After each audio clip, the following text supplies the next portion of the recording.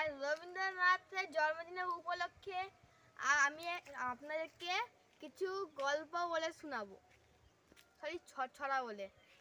আমাদের ছড়ার নাম হচ্ছে নৌকা যাত্রা, আর তিনি কবি হচ্ছেন রবীন্দ্রনাথ ঠাকুর। আমি শুরু করি। নমস্কার। নৌকা রবীন্দ্রনাথ ঠাকুর।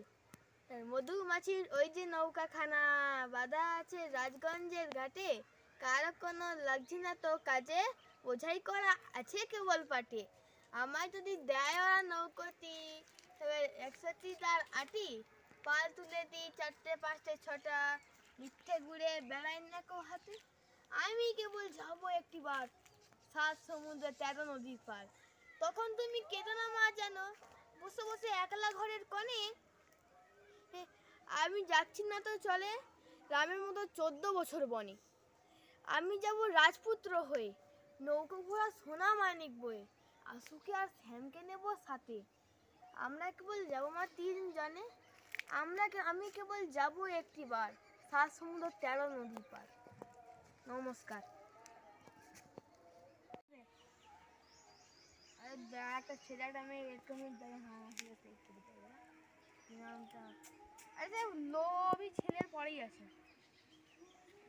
সত্যি সোনা, তুই আর বলতি তো ওইটা স্যার সত্যি চাওয়া, সত্যি যে ওইটা গল্প।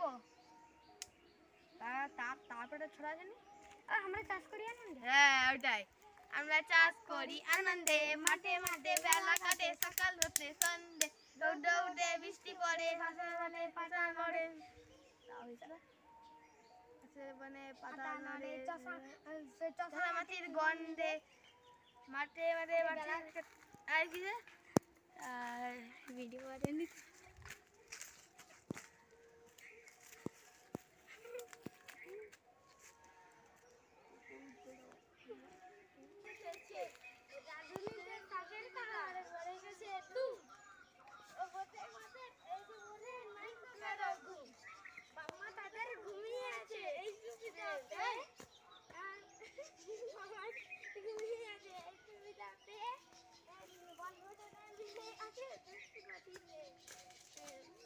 কেউ এনেছে, কেউ বলেছে মালা চৈত্র পুজোর মালা, কেউ এনেছে রঙিন কুড়ি, কেউ এনেছে ছুরি, কেউ এনেছে ছোট্ট বটি,